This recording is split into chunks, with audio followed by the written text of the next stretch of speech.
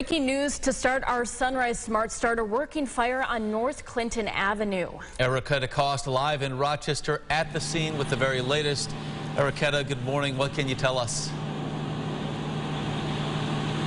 Good morning. Well, very active scene behind me. I'll step aside so you can see just all the activity going on right now. It's very loud where we are. This is North Clinton by an auto repair shop. Seems to be where the fire is happening. This is just north of Norton Street. So the call came in around 5:20 in the morning. Next door business noticed a fire that started and called it in. And fire crews say cars were burning along the south side of the building. It quickly spread to the building. They did an exterior attack. No firefighters went inside due to possible concerns for chemicals in there. This is a 3-alarm fire, we're told. They needed extra water for how big the flames got. We did get some video of those flames, which we'll have for you throughout the morning. But for now, just take a look at the activity. I just saw firefighters spraying inside that door there.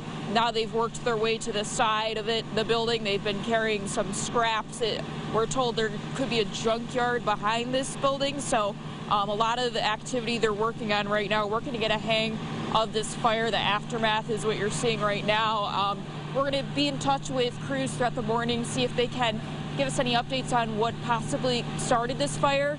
I will say no injuries reported at this time, but we'll keep you updated as we learn more. Mark, Allie. Erica, thank you for the live update. We have a story up online as well. If you want to learn more, go to rochesterfirst.com. In other news this morning, another house struck by gunfire in Rochester. Police responded to Carn Street around 10:30 last night for that report of shots into a house.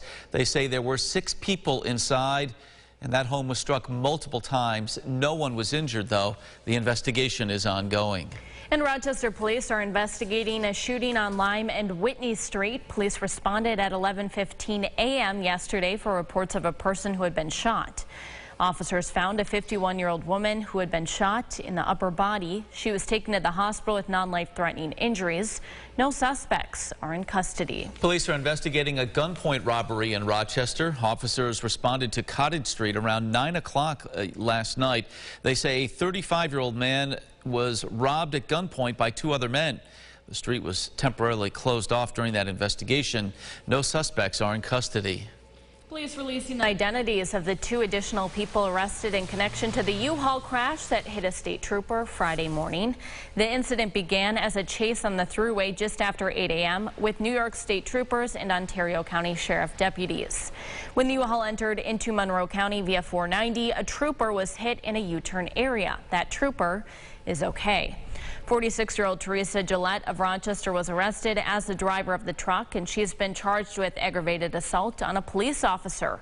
37-year-old Shayla Green of Rochester and 56-year-old Dennis Hightower are each charged with grand larceny. All 3 people have reportedly been arraigned. The Jalil Muntakim speaking engagement is coming up this Wednesday at SUNY Brockport. More opposition to this over the weekend. The latest, a Back the Blue rally Saturday. Muntakim killed 2 New York City police officers decades ago and was released from prison after spending nearly 50 years behind bars. Those who gathered opposed labeling Muntakim as a political prisoner. You know who are the real political prisoners in our community? The police officers who have been demonized, defunded, demoralized for the last 2 years. The real political prisoners in our community are the innocent victims of the violent crimes as a result of the ridiculous policies from coming out of the New York State legislature. Muntakim is scheduled to speak again this Wednesday on Zoom from 6:30 until 8:30 at night. A new study shows zip codes across Rochester who've experienced the most evictions over the last 5 years have also seen the highest spikes in crime. Cornell University gathered eviction filing data from the New York State Unified Court System from 2016 to 2021 and then studied crime trends in every Rochester zip code over that same time frame. In almost every area, higher evictions correlated to higher crime. When they're evicted, they're more likely to lose their employment, they're likely to experience more poverty, they're going to have mental health issues, sometimes increase in drug abuse, and all of those things are factors that can lead someone to turning to crime. What else are they going to do if they can't go to work? They're going to have to find a way to eat, they're going to have to find a way to you know, to wash their clothes or whatever. So you're going to have a common person that's never thought of probably breaking into homes or breaking into local businesses. They're going to have the results and nothing else. The Rochester zip codes at the top of the list for highest crime and evictions were the 14604 and 14614 communities. Gas prices down slightly this week, according to AAA. Average in Rochester now at $4.35, down 3 cents from last week.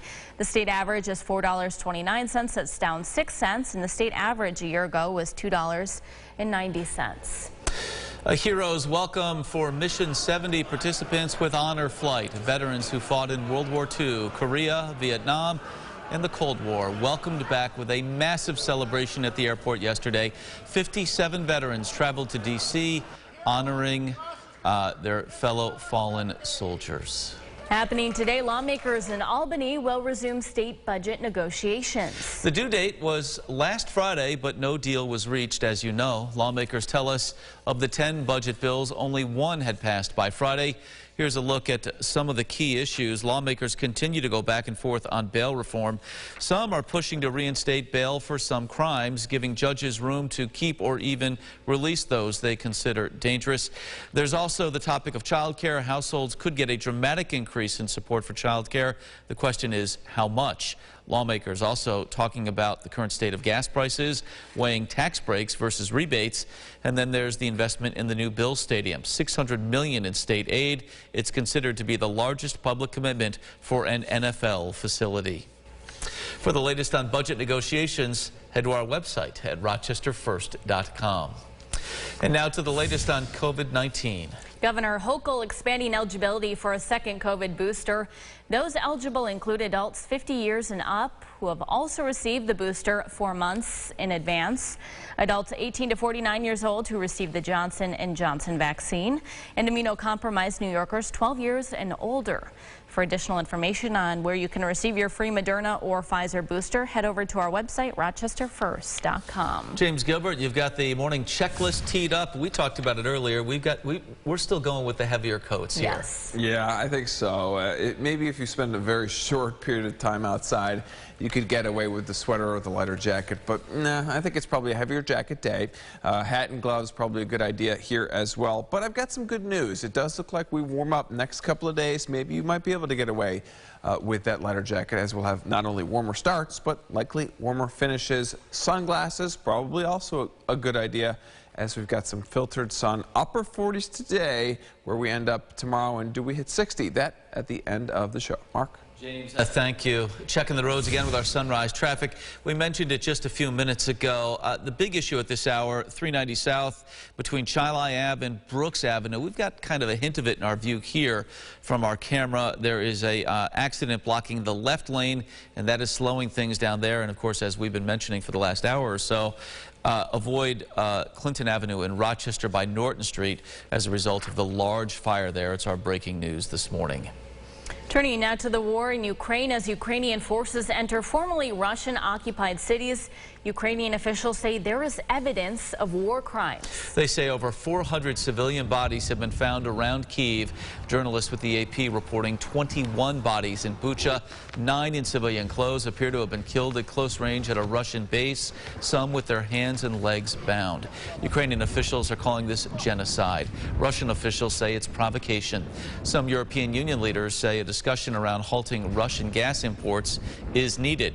The country provides 40% of Europe's gas, 25% of its oil. In national news, at least 6 people are dead, 12 others injured after a shooting early Sunday in Sacramento, California. Witnesses say a large crowd fighting as bars were closing there. Moments later, gunfire.